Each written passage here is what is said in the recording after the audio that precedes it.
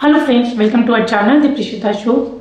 आज बात करते हैं बेबी मूवमेंट के बारे में। जब आप प्रेग्नेंट होते हो तो बेबी की मूवमेंट हो रही होती है, लेकिन 9th मंथ में जब आपका 9वां महीना लग जाता है उस टाइम पर ये मूवमेंट कैसी होती है। क्योंकि होता क्या है कि पेट आपका काफ़ी बढ़ जाता है, अंदर बेबी का साइज भी काफ़ी बढ़ जाता है और पेट आपको अपना काफ़ी टाइट फील होता है, तो समटाइम्स मूवमेंट जो है वो समझ में नहीं आते हैं। कुछ केसेस में ऐसा होता है। तो आज हम 9th मंथ में जो बेबी मूवमेंट्स होते हैं उसके बारे में बात करेंगे, कितनी बार ये मूवमेंट होना चाहिए उसके बारे में बात करेंगे। और वीडियो को शुरू करने से पहले मैं आपसे रिक्वेस्ट करूंगी, चैनल पे नए हैं तो प्लीज़ चैनल को सब्सक्राइब कर लीजिए, साथ में बेल आइकन दिया हुआ है उसको प्रेस कर लीजिए ताकि आने वाले टाइम में जितने भी वीडियोस पोस्ट होते हैं चैनल पे उनका नोटिफिकेशन आपको टाइम से मिल जाए।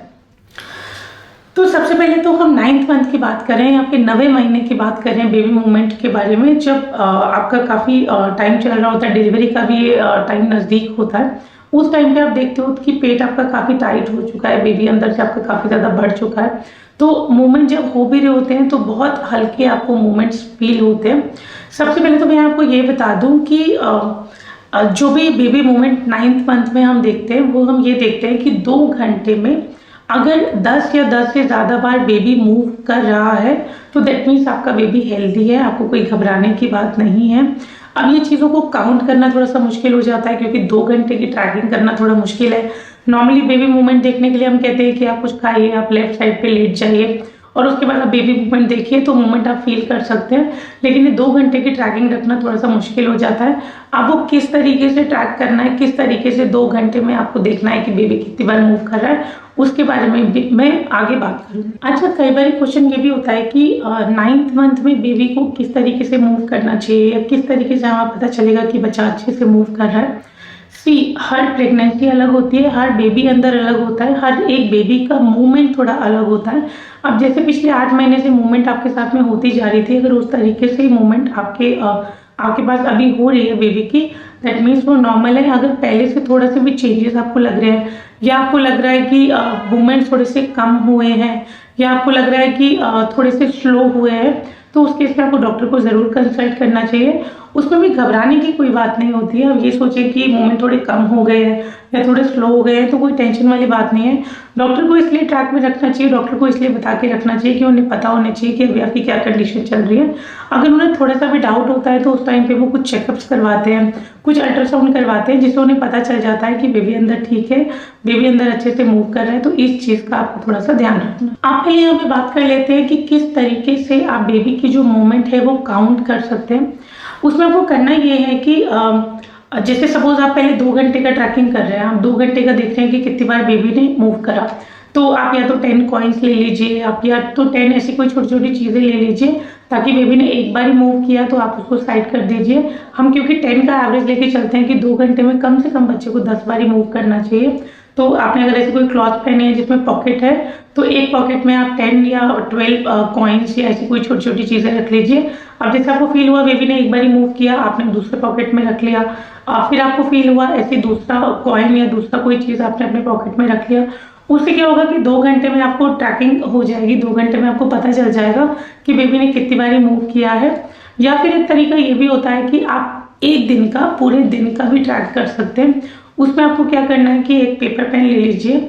अगर थोड़ा सा भी आपको लग रहा है जैसे बेबी मूव किया, थोड़ा सा टाइम नोट कर लीजिए इस टाइम पे मूव किया है। अब कई बार क्या होता है कि 2 घंटे में 10 टाइम्स नहीं मूव हो पाता है, बट अगर पूरे दिन का एवरेज आपका आ रहा है, जैसे 7-8 घंटे का भी आपने निकाल लिया, 8 घंटे में भी अगर एवरेज आपका बच्चा 2 घंटे में 10 टाइम्स मूव कर रहा है टोटल करने के बाद, तो भी कुछ प्रॉब्लम नहीं है, तो भी आपका बच्चा जो है अंदर बिल्कुल हेल्दी है। तो ये मूवमेंट जो है बिल्कुल नॉर्मल होती है। इसके साथ साथ आप थोड़ा सा ये भी देख सकते हैं कि बच्चा किस टाइम पे ज़्यादा मूव कर रहा है या बच्चा किस टाइम पे ज़्यादा अच्छे से मूव कर रहा है। यूजुअली होता क्या है कि आपके खाना खाने के बाद बच्चा काफ़ी एक्टिव हो जाता है, काफ़ी अच्छे से मूव करता है। When you go to toilet, जब आप टॉयलेट यूज़ करते हैं उसके बाद बच्चा मूव करता है। जब आप कोई एक्सरसाइज या योगा कर रहे होते हैं उस टाइम पे बच्चा जो है अच्छे से मूव करता है। या फिर आप थोड़ा सा नैप लेके उठे हैं उसके बाद भी बच्चा मूवमेंट काफ़ी अच्छा करता है। तो ये भी चीज़ें आप थोड़ा सा देखिए कि इस टाइम पे बच्चा मूव कर रहा है या नहीं कर रहा है। ये बिल्कुल नॉर्मल होते हैं। अगर इस टाइम पे आपके साथ में बच्चा मूवमेंट बच्चे के बराबर हो रहे हैं, दैट मीन्स बच्चा ठीक है, तो इसका भी थोड़ा सा आप रिकॉर्ड रख सकते हैं। आजकल कई बार क्या होता है 9th मंथ में ये जो मूवमेंट होते हैं ये कई बार वजाइनल ब्लीडिंग हो रही होती है, साथ में उसके साथ में होते हैं वो लाइट स्पॉट भी हो सकता है। थोड़ा सा हो सकता है अगर अब्डोमिनल पेन आपको हो रहा है, नीचे आपको पेन काफ़ी ज़्यादा हो रहा है और फिर मूवमेंट हो रहे हैं तो भी आप थोड़ा सा इसका ध्यान रख सकते हैं। तो अगर थोड़ा सा भी मूवमेंट के टाइम पे आपको मूवमेंट थोड़े से नॉर्मल नहीं लग रहे हैं और उसके साथ में आपको कोई सिम्टम आ रहे हैं, प्लीज़ डॉक्टर से कंसल्ट कीजिए। 9th मंथ में अगर ऐसा कुछ भी आपके साथ में हो रहा है, इस टाइम पे डॉक्टर से कंसल्ट करना बहुत ज़्यादा ज़रूरी हो जाता है।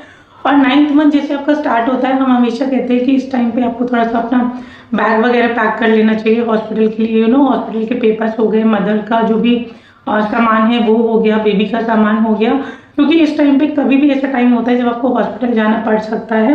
अब मूवमेंट के साथ साथ अगर कुछ और सिम्टम आया तो उसके साथ में हो सकता है कि आपका डिलीवरी का टाइम भी नज़दीक हो। तो ये कुछ चीज़ों की तैयारी आपको करनी चाहिए। ट्रैकिंग को देखना चाहिए, कब कब बच्चे की मूवमेंट हो रही है, किस टाइम पर हो रही है, कौन सा ऐसा टाइम है जब थोड़ी सी अलग मूवमेंट आपको फील हो रही है। ये सब चीज़ों का आपको देखना है। अगर थोड़ा सा भी कुछ चेंजेस लग रहे हैं, डॉक्टर से कंसल्ट करना है, बैग को प्रिपेयर करके रखना है। तो 9th मंथ में ये कुछ चीज़ें हो जाती हैं जो आपके लिए देखनी बहुत ज़्यादा ज़रूरी हो जाती है। तो आई होप आज का वीडियो आपको पसंद आया होगा, आपके लिए यूज़फुल रहा होगा। अगर यूज़फुल रहा है तो लाइक बटन ज़रूर प्रेस कर दीजिएगा। चैनल को अब तक सब्सक्राइब नहीं किया है तो प्लीज़ चैनल को सब्सक्राइब कर दीजिएगा। आज के लिए इतना ही, आगे मिलते हैं एक नए टॉपिक के साथ। Thank you so much.